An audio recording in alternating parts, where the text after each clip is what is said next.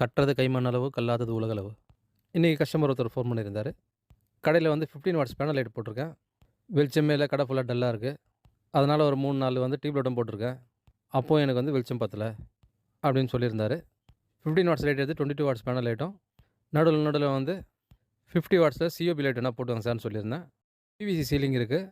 இன்னும் ஒரு 6 மாதம் கழிச்சு சீலிங்லாம் உடச்சிட்டு புதுசா பண்ண போறேன். அப்போ நம்ம என்ன லைட் போடணுன்றத பிளான் பண்ணி அப்போ பண்ணிக்கலாம் அப்படின்ற மாரி அந்த கஸ்டமர் சொல்லியிருந்தாரு. வேறு சிம்பிளா பண்ணணும். பிரைட்னஸ் நல்லா இருக்குன்னு சொல்லியிருந்தாரு.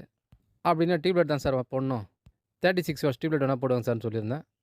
உடனே கஸ்டமர் போயிட்டு 52 வாட்ஸ் டியூப் லைட் வேணுன்ட்டாரு. ஒரு 8 டியூப் லைட் வேணும்னாரு. இதை மாட்டி கொடுத்துருன்னு சொல்லியிருந்தாரு.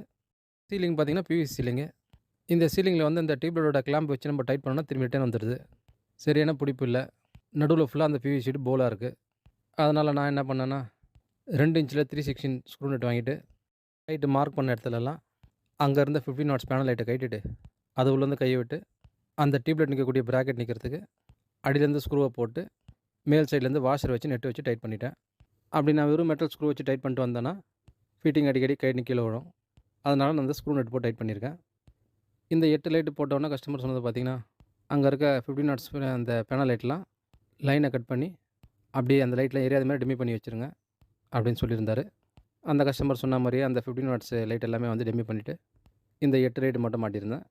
கடை ஃபுல்லாக நல்லா பிரைட்னஸ் வந்துச்சு அப்படின்னு சொல்லியிருந்தார் அந்த கஸ்டமரு. நிறைய பேர் வீட்டில் பார்த்தீங்கன்னா ஹால்லாம் பெருசாக இருக்கும். அங்கே பார்த்தீங்கன்னா 20 வாட்ஸ் டியூப் லைட் போட்டிருப்பீங்க. அந்த டியூப் லைட் போட்டு ஒரு டியூப் லைட் போட்டிருக்கோம் வெளிச்சம் பத்தலன்னு சொல்லிட்டு 2 வால்ல டியூப் லைட்டு 3 வால்ல டியூப் லைட் போட்டிருப்பீங்க.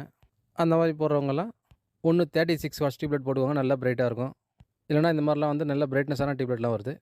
அந்த மாதிரி டியூப் லைட் ஒரே ஒரு டியூப் லைட் போட்டிங்கனாவே நல்லா வெளிச்சமாக இருக்கும். இந்த மாதிரி பிரைட்னஸான டியூப் லைட் வருதுன்னு நிறைய பேர் தெரிஞ்சிருக்கும். தெரிஞ்சவங்களுக்கும் ஓகே, தெரியாதவங்க தெரிஞ்சுக்கோங்க. இந்த மாதிரி வாட்ஸ் அதிகமாகலாம் டியூப் லைட் வருதுன்றத. இந்த மாதிரி டியூப் லைட் வாங்கி போடும்போது நல்லா பிரைட்னஸ் கிடைக்கும். அதுக்கப்புறம் அந்த கஸ்டமர் சொன்னது பார்த்தீங்கன்னா, இந்த டியூப் லைட் மாட்டினதெல்லாம் பார்த்தீங்கன்னா அந்த கடையில் ஒயர்லாம் கொஞ்சம் வெளில தெரியாமல் செய்யுங்கன்னு சொல்லியிருந்தாரு. அதே மாதிரியே டியூப் லைட் ஒயர் எங்கேருந்து வருதோ அந்த ஃபிட்டிங்கில் அந்த இடத்துலயே ஹோல்ஸ் போட்டு ஒயரை ஜாயின் பண்ணி உள்ளே தள்ளிட்டு அந்த 15 வாட்ஸ் லைட்டை கழட்டி அது உள்ளேருந்து ஹோல்ஸ்லேருந்து கை விட்டு ஒயர் எடுத்து அந்த லைட்டுக்கெல்லாம் லைன் போட்டு கொடுத்துட்டேன்.